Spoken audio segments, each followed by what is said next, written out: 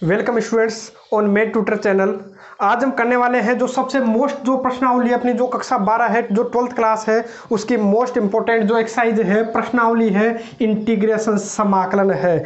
और ये प्रश्नावली मोस्ट कैसे हुई तो देखिए, जो समाकलन है, यदि आप देखोगे समाकलन पर निर्भर लगभग अपने पास में 23 नंबर के क्वेश्चन अपने पास में बोर्ड एग्जाम में आने वाले हैं। 23 नंबर के क्वेश्चन इससे आते हैं, जो समाकलन है इससे। जो प्रश्नावली 9 है, प्रश्नावली 9 से आता है 7 नंबर का क्वेश्चन, एक आएगा छोटा 1 नंबर का क्वेश्चन और 2 आएंगे 3-3 नंबर के क्वेश्चन। उसके बाद अपन बात करें 10वीं प्रश्नावली की, जो प्रश्नावली जो 10 है, उससे भी अपने पास में 6 नंबर का केवल और केवल एक क्वेश्चन आता है। तो यहां से देख लीजिए 13 नंबर हो गए हैं। और आप देखोगे प्रश्नावली जो 11 है वो भी समाकलन पर ही निर्भर है, तो उसके अपने पास में 2 क्वेश्चन आएंगे 2-2 नंबर के, तो टोटल हो गए 4 नंबर। तो 17 नंबर अपने पास में हो चुके हैं। और एक 6 नंबर का जो क्वेश्चन आता है वो प्रश्नावली 12 से आता है। और जो प्रश्नावली जो 12 है, जो अवकल समीकरणों के जो हल करते हैं, तो वो उसी प्रश्नावली में से भी 6 नंबर का एक क्वेश्चन आया करता है। तो इस तरीके से देख लीजिए टोटल अपने पास में कितने नंबर हो गए, 23 नंबर हो गए। जो 23 नंबर है अकेली केवल इंटीग्रेशन जो है, यदि ये समझ में आ गया तो 23 नंबर अपने फिक्स हो जाने वाले हैं। इससे अपने पढ़ा था, इससे पहले पढ़ा था अपने अवकलन, और अवकलन के बाद में अपन क्या पढ़ रहे हैं, समाकलन। लेकिन जो वास्तव में जो इतिहास में यदि खोज हुई थी, जो सबसे पहले यदि हल किया गया था, तो सबसे पहले जो समाकलन है इसी का अपने को पता लगा था। और समाकलन के बाद में अपन ने क्या किया है, उसका उल्टा जो अवकलन है उनको हल किया गया था। लेकिन सबसे पहले जो खोज हुई थी वो किसकी हुई थी भाई, समाकलन की हुई थी। अब समाकलन से पहले अपन ने क्या पढ़ लिया, अवकलन, क्योंकि अब तो अपने को पता है अवकलन भी आता है और समाकलन भी आता है। लेकिन जब अवकलन नहीं था उस समय समाकलन भी था। शुरुआत में समाकलन, समाकलन के बाद में क्या पढ़ा गया था, अवकलन की खोज हुई थी। और समाकलन काम कहाँ लेते थे, तो वो देखिए जो समाकलन है, और इसकी प्रश्नावली भी अपन पढ़ेंगे, समाकलन के अनुप्रयोग प्रश्नावली 11। तो देखो जो समतलीय जो आकृतियां होती है, जो वक्र होते हैं, तो वक्र के नीचे का जो हिस्सा है या वक्र से घिरा हुआ क्षेत्रफल ज्ञात करने के लिए समतल में किसका प्रयोग किया जाता है, समाकलन का। तो सबसे पहला जो प्रयोग हो गया इसका, जो समाकलन है, वो काम का आया, एक तो क्षेत्रफल ज्ञात करने में, और जो ठोस होते हैं उनका आयतन ज्ञात करने में काम आता है। अनंत श्रेणियां होती है उनका योगफल ज्ञात करने में अपने काम आता है। और इसके अलावा अपन बात करें जो गुरुत्वीय केंद्र है, फिजिक्स में आप पढ़ते हो तो फिजिक्स में गुरुत्वीय केंद्र वगैरह कई चीजें निकालने में अपना जो इंटीग्रेशन है वो काम आता है। तो देखो समाकलन है वो इस लिहाज से भी अपने लिए मोस्ट हो जाता है, क्योंकि ये फिजिक्स में भी अपने काम आता है। तो फिजिक्स भी अपना क्या हो जाएगी, इजी हो जाएगी। जो मैथ वाले हैं उनके फिजिक्स थोड़ी अच्छे से समझ में आती है, और जो बायो वाले हैं उनके थोड़ी फिजिक्स देरी से समझ में आती है या थोड़ी कम समझ में आती है, अपन ऐसा भी बोल सकते हैं। वो कारण यही है क्योंकि जो मैथ वाले बच्चे हैं, इंटीग्रेशन जो समाकलन है मैथ में भी पढ़ लेते हैं, और वहाँ जब पढ़ेंगे तो वहाँ बिल्कुल इजी क्वेश्चन होते हैं, तो उनको आसानी से सोल्व कर पाते हैं। इसलिए उनके लिए जो फिजिक्स है, जो फॉर्मूले हैं वो ईजी हो जाते हैं। तो देखिए फिजिक्स को भी ईजी बनाने के लिए अपन क्या पढ़ते हैं भाई, समाकलन पढ़ते हैं। तो समाकलन शुरू करते हैं। तो समाकलन शुरू करूँ उससे पहले मैं आपको एक बात बता दूँ, मैंने आपको एक चीज़ बताई है कि जो अवकलन है वो समाकलन का उल्टा, और जो समाकलन है वो अवकलन का उल्टा होता है। अब देखो यहीं से मैं बात करता हूं, यहीं से अपन प्रश्नावली शुरू करते हैं। आज अपन करने वाले हैं इसके जितने भी फॉर्मूले हैं, लगभग फॉर्मूलों को अपन आज ही क्लियर करने वाले हैं। बाकी जो फॉर्मूले बचेंगे जिनको अपन डेराइव करते हैं, उनका डेरिवेशन करते हैं, उनको अपन करेंगे बाद में। जो मेन फॉर्मूला है, जो बेसिक फॉर्मूला है, उनको आज अपन क्लियर कर लेते हैं। उससे पहले मैं आपको बताऊं, मैं आपको एक चीज ही बता देता हूं, यदि कोई भी अपने पास में देखो अवकलन है, मान लो किसके सापेक्ष, अक्ष के सापेक्ष कोई फलन है, फलन को मैं क्या मान लेता हूं भाई, एफ अक्ष, कैपिटल एफ अक्ष मैंने इसको बोल दिया। यदि इसका अवकलन, अरे अवकलन करोगे कुछ ना कुछ तो आएगा, उसको मैं क्या बोल देता हूं, स्मॉल एफ अक्स। अरे एक फलन है उसका अवकलन करोगे तो कोई दूसरा फलन आएगा, जैसे साइन एक्स है, साइन एक्स का अवकलन करोगे तो कोस एक्स आता है, तो वो भी किसका फलन है, साइन एक्स।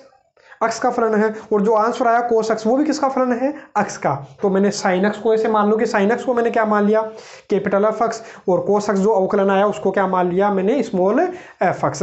ठीक है, यदि एफ अक्स का अवकलन यदि स्मॉल एफ अक्स है तो अपन ऐसा भी बोल सकते हैं कि जो एफ अक्स है स्मॉल एफ अक्स, इसका समाकलन क्या होगा भाई, इसका जो समाकलन होगा किसके सापेक्ष, अक्स के सापेक्ष। इसमें ऐसे लिखते हैं, जब अवकलन लिखते हैं तब तो क्या लिखते हैं, डी बाई डी एक्स लिखते हैं, और जब समाकलन लिखेंगे तो समाकलन डी एक्स, किसके सापेक्ष, डी एक्स लिखा है, इसका मतलब किसके सापेक्ष समाकलन करना है अपने को, अक्स के सापेक्ष। तो इसका समाकलन क्या हो जाएगा, एफ अक्स। तो देखो बिल्कुल उल्टा होता है। देखो यदि कैपिटल एफ अक्स का जो समाकलन है, सॉरी जो कैपिटल एफ अक्स का अवकलन है वो स्मॉल एफ अक्स है, तो स्मॉल एफ अक्स का समाकलन क्या हो जाएगा, कैपिटल एफ अक्स। मतलब बिल्कुल एक दूसरे के उल्टे हैं। ठीक है, तो मैं बात करूं, जैसे सबसे पहले मैं बात करूं किसकी, जैसे मैं लिख देता हूं क्या, कोई भी कांस्टेंट है, आपको ध्यान में आएगा कि कोई भी जो कांस्टेंट है, कांस्टेंट का अवकलन आप कितना करते हो। तो मैंने स्टार्टिंग में ही आपको बताया था, जब अवकलन प्रश्नावली शुरू की थी तो अवकलन के स्टार्टिंग में ही आपको यही चीज़ मैंने आपको बताई थी कि जो कोई भी कांस्टेंट होता है तो कांस्टेंट का यदि अवकलन करते हो, अक्स के सापेक्ष करो चाहे किसी के सापेक्ष करो, तो आंसर कितना आता है, 0। तो पहला फॉर्मूला तो अपना यही बन गया। पहला फॉर्मूला क्या बन गया भाई, तो यहाँ से अपन देखेंगे तो देखो समाकलन किसका करूँगा मैं, 0 का। वो किसका चिन्ह भाई, शाप नहीं है, ये क्या है अपना समाकलन है, समाकलन शाप है ना। तो ये देखो अपना समाकलन है, ये लो ये बना देते हैं नाग है भाई, लेकिन है नहीं है ना, ये अपना क्या है, समाकलन का चिन्ह है, ऐसा ध्यान रखो ना, समाकलन का चिन्ह ऐसा होता है ना। अब समाकलन करना है किसका, 0 का। यदि मैं 0 का समाकलन करूं किसके सापेक्ष, मान लो अक्स के सापेक्ष, तो कितना आएगा भाई, तो अब बता दीजिए। जैसे कोई भी कांस्टेंट है, कांस्टेंट का अवकलन 0 हुआ तो 0 का समाकलन कांस्टेंट हुआ।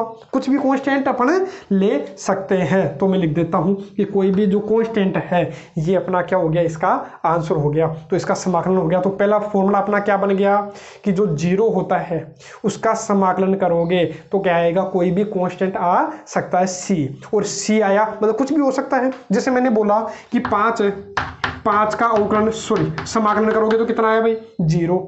6 का अवकलन कर रहे हैं, 6 का अवकलन करोगे तो भी कितना आएगा, 0। 7 का अवकलन करोगे तो भी 0। तो बताओ 0 का समाकलन करोगे तो बताओ 5 आएगा, 6 आएगा, 7 आएगा, क्या आएगा, नहीं पता। तो अपन क्या मान लेते हैं, कोई भी कांस्टेंट सी मान लेते हैं। इसीलिए अभी जो पढ़ रहे हैं प्रश्नावली 9, इसको अपन ने अनिश्चित समाकलन बोला है, इंडेफिनेट इंटीग्रेशन बोला है। इसीलिए इसको इंडेफिनेट इंटीग्रेशन बोलते हैं, क्योंकि इसका जो मान है, जो सी है, सी का मान अपने को पता नहीं होता। तो यही लोगों के कंफ्यूजन रहता है कि ये अपना अनिश्चित समाकलन क्यों है, क्योंकि बताओ 0 का समाकलन करने पर बताओ क्या आएगा, क्योंकि देखो 6 का अवकलन करोगे तो 0, तो 0 का समाकलन 6। 5 का अवकलन 0, तो 0 का समाकलन 5 भी तो हुआ। 3 का अवकलन करोगे तो 0, तो 0 का समाकलन 3 भी हुआ। इसका मतलब जो 0 है इसका समाकलन फिक्स थोड़ी है, कुछ भी हो सकता है। तो अपन ने क्या मान लिया, कोई भी कांस्टेंट है इसका मान फिक्स नहीं है, इसलिए इसको अपन क्या बोलते हैं, अनिश्चित समाकलन बोलते हैं। जैसे मैं बात करूं और करें, मैं करूं अक्स प्लस सी, मतलब कोई भी अक्स है, अक्स और कोई भी कांस्टेंट है, यदि इसका मैं क्या करूंगा भाई, अवकलन करूंगा अक्स के सापेक्ष, तो देखो अक्स का तो कितना हो जाएगा 1, अरे अक्स का तो कितना हो गया 1, और कांस्टेंट का जो अवकलन होता है वो कितना होता है 0। तो 0 लिखने की आवश्यकता नहीं है, क्या आ गया इसका अक्स प्लस सी का अवकलन कितना आया है 1, तो 1 का समाकलन क्या हो जाएगा, अक्स प्लस सी। ठीक है, तो देखिए दूसरा अपना फॉर्मूला क्या बन गया भाई, तो दूसरा फॉर्मूला बन गया अपना किसका, 1 का।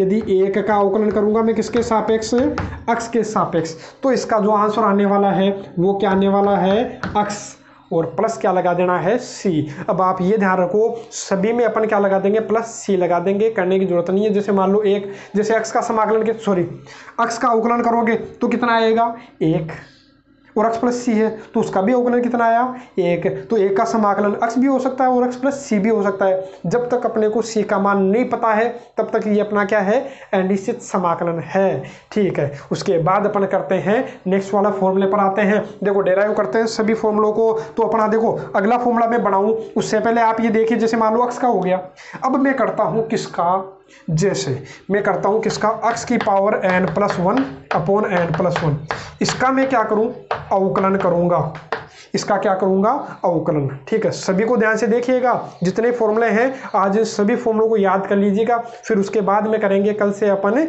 इसके जितने भी क्वेश्चंस हैं उनको सोल्व।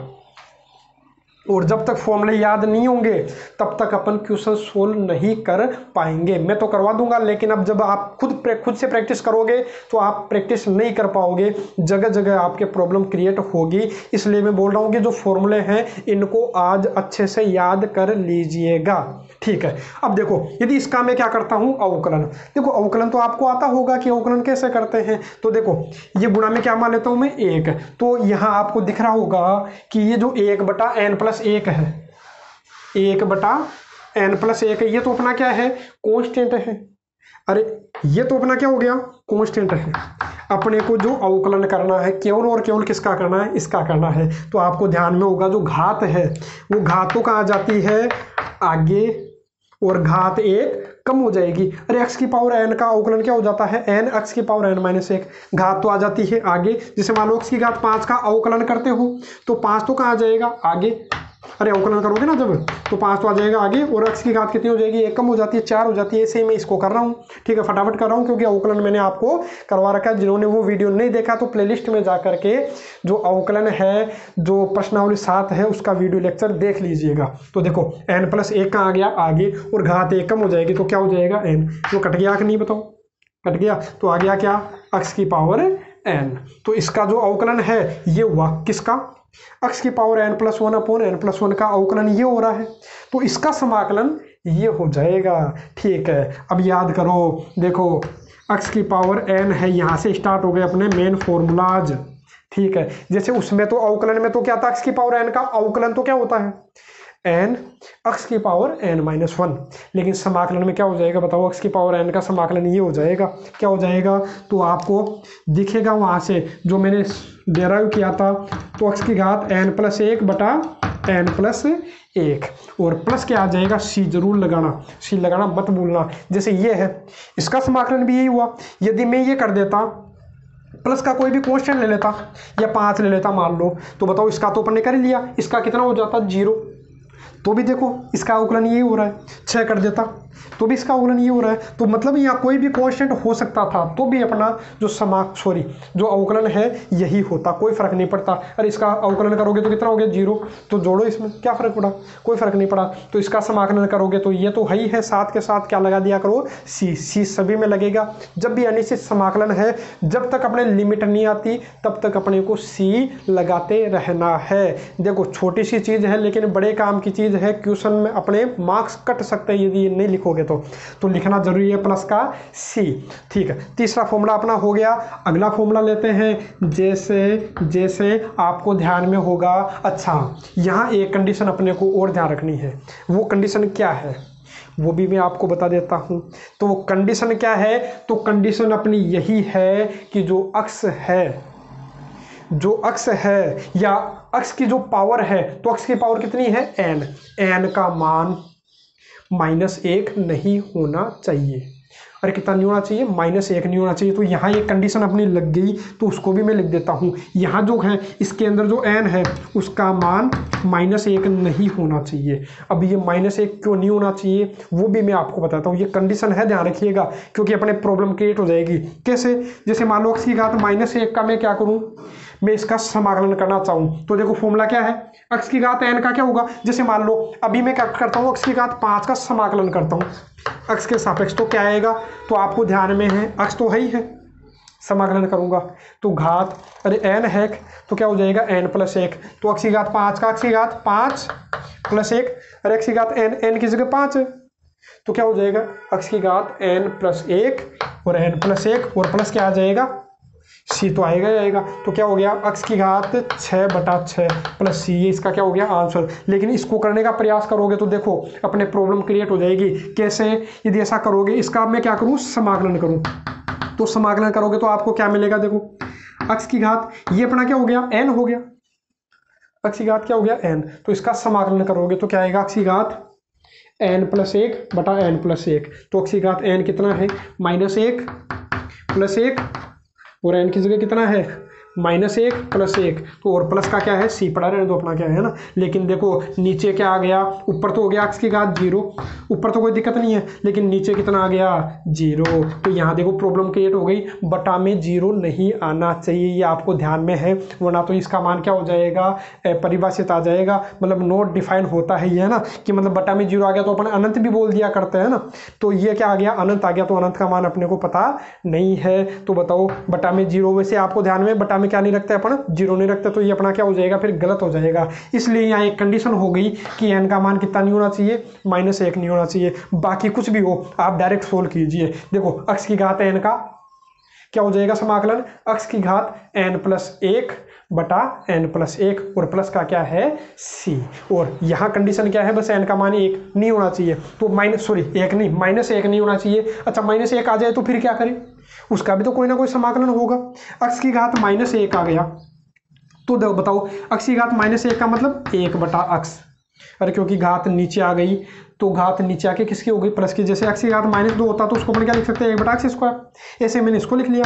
x की घात -1 है तो इसको क्या लिख लिया मैंने 1/x की घात 1 लिख लिया, तो 1/x।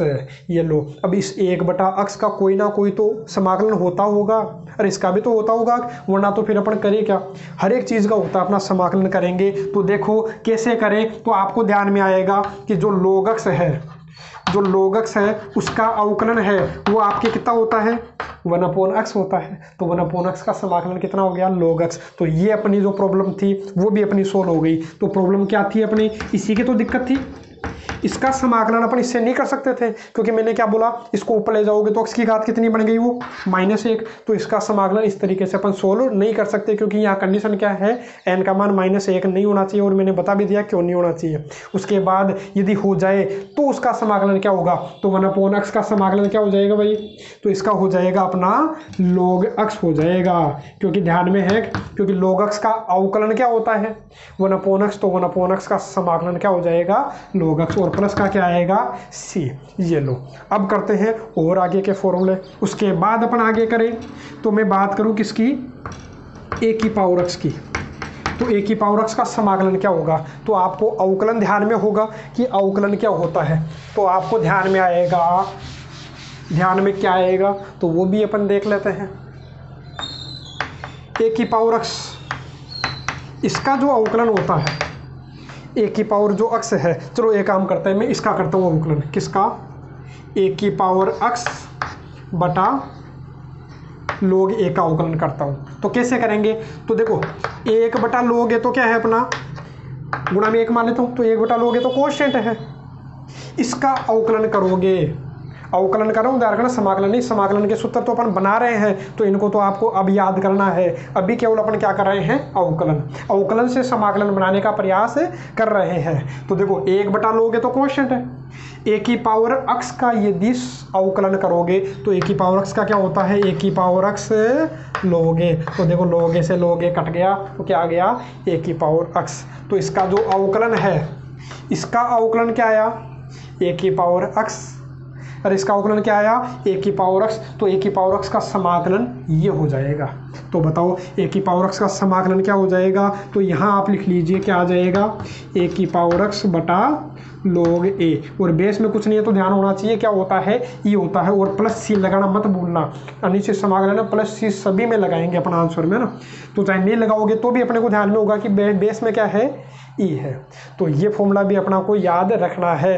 अब अगला तो आप आसानी से बता सकते हो, अगला फॉर्मूला क्या, जो e की पावर x है इसका तो आप डायरेक्ट बता सकते हो, क्योंकि e की पावर x का तो अवकलन भी e की पावर x होता है, तो e की पावर x का समाकलन भी क्या होगा e की पावर x होगा, और प्लस c और लगा देना है, क्योंकि जैसे मान लो अवकलन करोगे ना इसका, तो e की पावर x का तो e की पावर x, और कांस्टेंट का क्या हो जाता है 0, तो लिखने की जरूरत नहीं है, तो इसका समाकलन ये हो गया। ठीक है, तो याद रखने हैं। ठीक है, ये हो गए अपने पास में कुछ फॉर्मूले थे, बेसिक फॉर्मूले।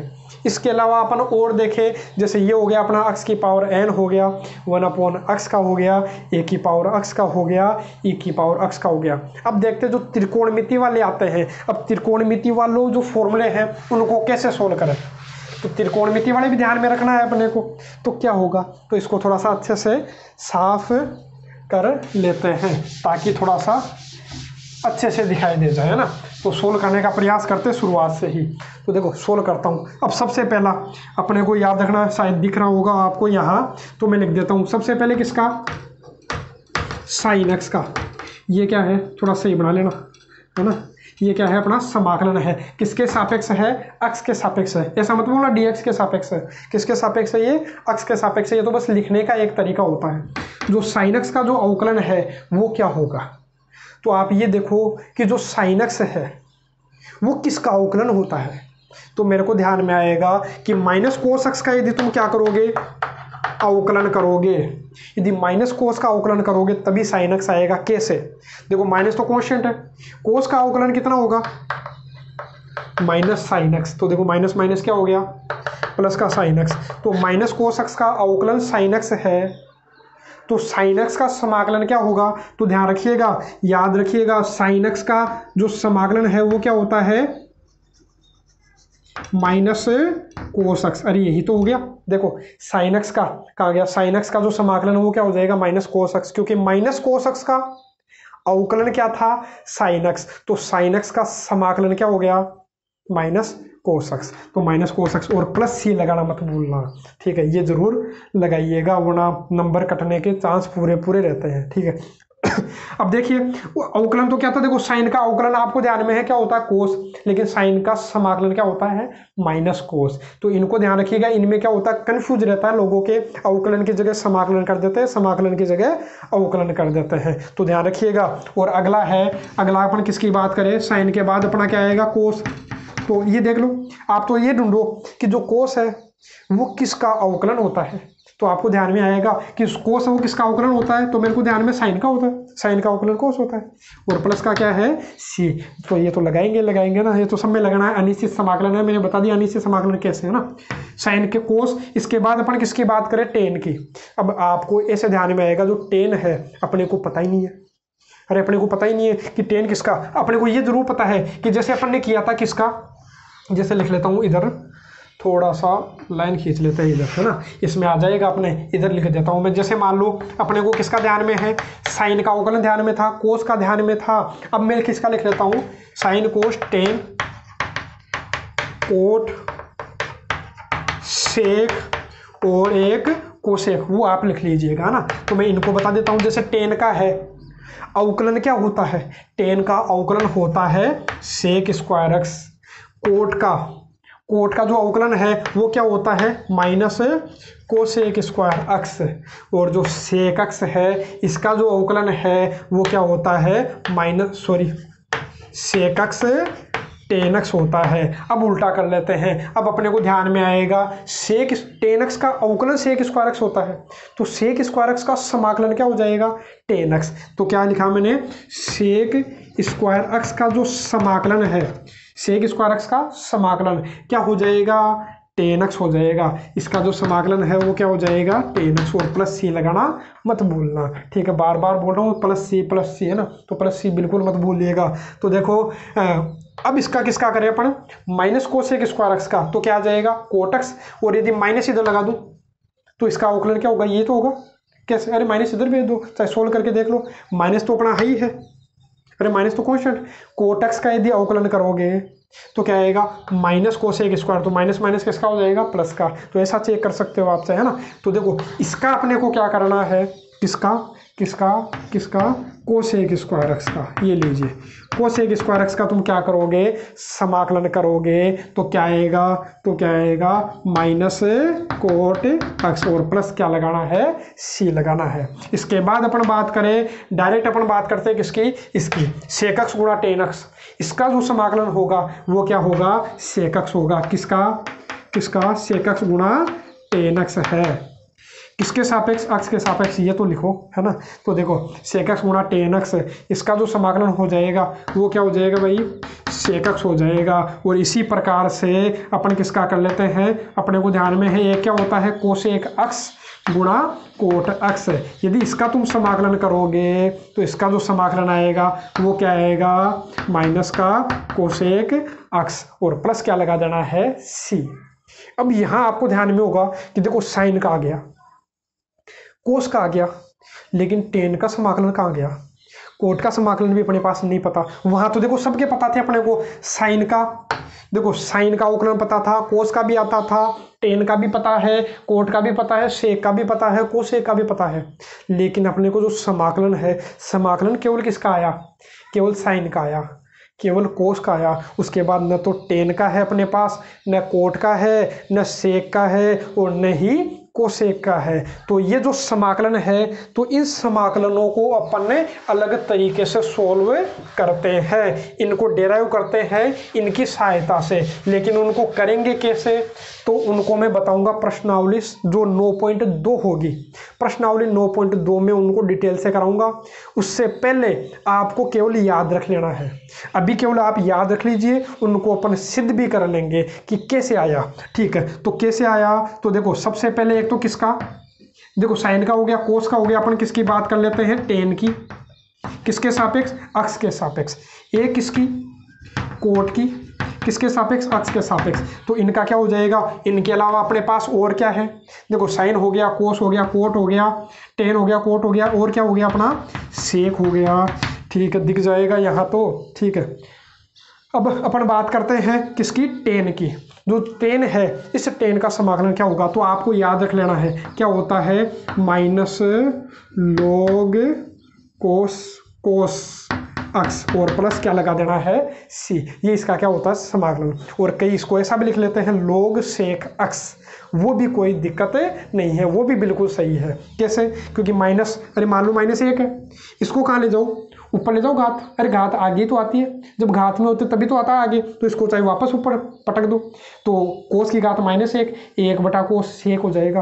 तो लोग ऐसा भी लिख देते हैं इसको, कैसा, लॉग मोड सेकस। और आपको ये दिख रहा होगा मोड क्यों लगाया मैंने यहाँ, क्योंकि मोड इसलिए लगाया है क्योंकि लॉग के अंदर जो भी वैल्यू अपन पुट करते हैं, जो इनपुट होता है वो हमेशा पॉजिटिव होना चाहिए, 0 से बड़ा होना चाहिए। ये जो मान है पॉजिटिव होना चाहिए, इसलिए मैंने लिखा है। 0 भी हो सकता है, कोई दिक्कत नहीं, लेकिन 0 पे अपना जो आंसर है वो कितना होता है, माइनस अनंत होता है। आप तो इतना ध्यान रखिए, जो लॉग है, लॉग के अंदर हमेशा जो इनपुट है वो किसका आएगा, प्लस का आएगा, माइनस कभी नहीं लेते हैं, इसलिए मैंने यहाँ क्या लगा दिया, मोड लगा दिया। इसके बाद अपन किसकी बात करें, कोट की, तो इसका भी आपको याद रखना है। और ज़्यादा कोई समस्या नहीं है, बिल्कुल छोटे छोटे हैं इनके, जो इनको यदि सोल्व करना है ना तो बिल्कुल छोटे छोटे क्वेश्चन नहीं है। प्लस क्या लगा देना है, सी। कोटक्स का जो समाकलन है वो क्या हो जाएगा, लॉग साइन एक्स प्लस सी। जो सेकक्स है, यदि इसका आपको समाकलन देखना है तो इसका हो जाएगा लॉग सेक अक्स प्लस टेन एक्स प्लस सी। चाहे करके देख लीजिएगा, इसका यदि आप अवकलन करोगे तो आपको ये मिल जाएगा, तो इसका समाकलन ये हो गया। ठीक है, ऐसे ही आप किसका करोगे, कोसेक का। यदि आप किसका करोगे, कोसेक का करोगे, तो कोसेक का आपको खुद लिख लेना है। यहाँ थोड़ी जगह कम है और थोड़ा लंबा चला जाएगा, दिखेगा नहीं है ना, तो आप खुद लिख लेना। कोसेक अक्स का जो है, फिर भी चलो लिख ही देता हूँ इसको मैं, तो आपको समझ जाना है। जो कोसेक अक्स है, यदि इसका अपने को समाकलन करना है तो इसका क्या आ जाएगा, log cosec x minus cot x और प्लस सी।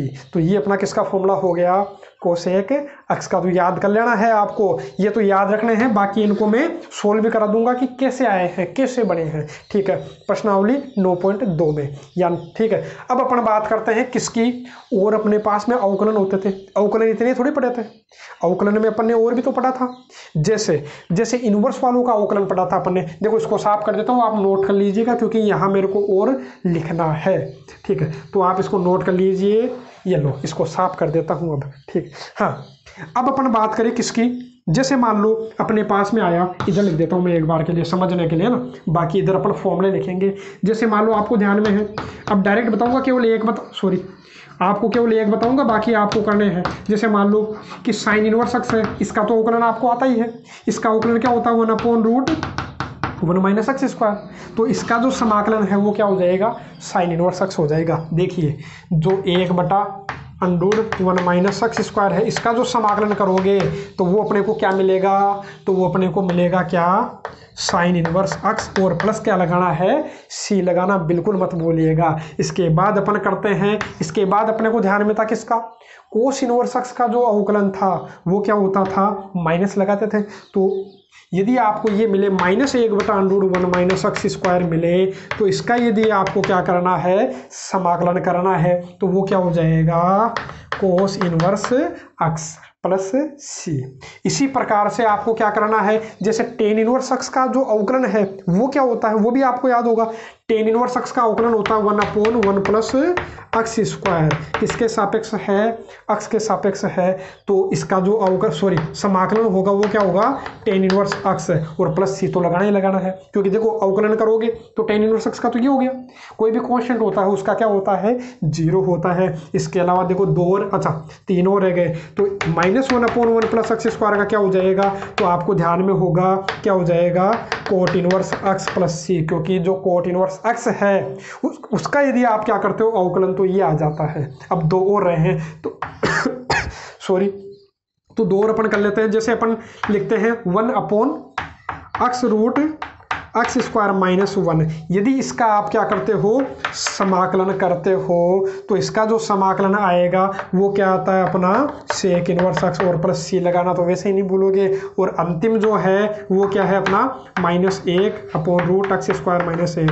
अरे कोई ज़्यादा फर्क थोड़ी है, दो बिल्कुल सेम है, दो सेम है, बस किसका फर्क है, plus minus plus minus plus minus. तो इसका क्या हो जाएगा, तो अंतिम जो है तो लिख लेते हैं कोस इनवर्स एक्स और प्लस सी। तो ये हो गए अपने जो बेसिक फॉर्मूले थे, जो इंटीग्रेशन है, जो समाकलन है, तो जितने बेसिक फॉर्मूले थे तो ये मैंने आपको करवा दिए हैं। तो इसका स्क्रीनशॉट बना लीजिए और इनको जो है आप याद कर लीजिएगा, क्योंकि जब तक ये याद नहीं होंगे तब तक अपन एक्सरसाइज जो है वो सोल्व बिल्कुल नहीं कर पाएंगे। जो सभी ये जो अपनी प्रश्नावली है 9वीं के और फॉर्मूला बेस प्रश्नावली है, तो इनको आपको याद करना है। इनके अलावा आपको जो त्रिकोणमिति के जो फॉर्मूले हैं वो भी आपको याद रखने हैं। यदि वो भी आपको याद नहीं होंगे तो आप इसको सोल्व नहीं कर पाओगे। तो इसके लिए 2 ही कंडीशन है, एक तो जितने मैंने फॉर्मूले आज करवाए हैं इंटीग्रेशन के जो फॉर्मूले हैं इनको आपको याद करना है। इसके अलावा प्रश्नावली जो 2 है उसमें मैंने आपको त्रिकोणमिति के लगभग सभी फॉर्मूले करवा रखे हैं, तो आप वहां से भी जाकर के प्रश्नावली 2 में जितने भी फॉर्मूले थे त्रिकोणमिति के तो उनको आप देख लीजिएगा, या 11वीं क्लास में आपके पास बुक होगी तो वहां से आप त्रिकोणमिति के जितने फॉर्मूले हैं उनको याद कर लीजिएगा। केवल 2 ही कंडीशन है, त्रिकोणमिति और समाकलन के फॉर्मूले। यदि ये याद हो गए तो इस प्रश्नावली में कहीं कोई दिक्कत नहीं आने वाली है। और इसके बाद कल से ही अपन करेंगे जो प्रश्नावली 9.1 है उसकी शुरुआत, जो समाकलन है इसके जो क्वेश्चंस है उनको करेंगे सोल्व। आज के लिए केवल इतना ही।